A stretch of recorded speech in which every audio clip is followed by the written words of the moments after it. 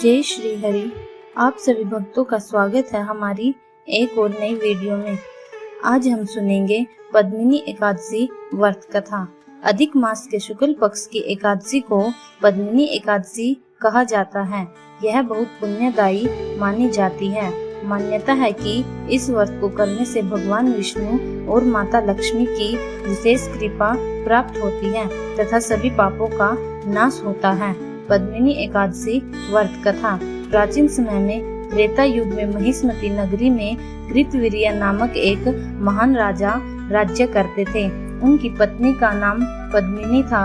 राजा बहुत धर्मात्मा थे, परंतु उन्हें संतान प्राप्त नहीं हो रही थी। संतान न होने के कारण राजा और रानी दोनों बहुत दुखी रहते थे। राजा ने अनेक यज्ञ, दान और तप किए, लेकिन कोई फल नहीं मिला।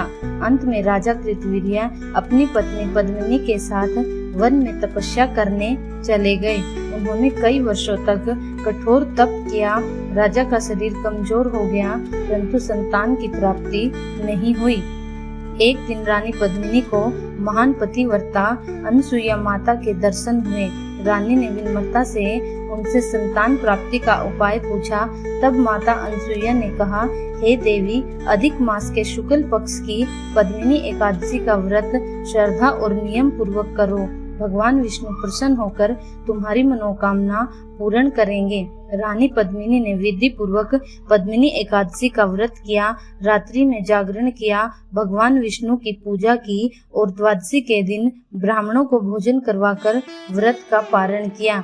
रानी की भक्ति से प्रसन्न होकर भगवान विष्णु प्रकट हुए और वरदान मांगने को कहा। तब रानी ने पुत्र प्राप्ति का वर मांगा। भगवान ने आशीर्वाद दिया कि तुम्हें एक तेजस्वी और पराक्रमी पुत्र पैदा होगा।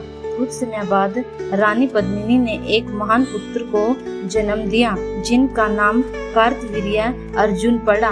वह आगे चलकर अत्यंत बलशाली और प्रसिद्ध राजा बना। व्रत का महत्व। भगवान विष्णु और माता लक्ष्मी की कृपा प्राप्त होती है। संतान सुख और धन समृद्धि मिलती है। पापों का नाश होकर मोक्ष का मार्ग प्रशस्त होता है।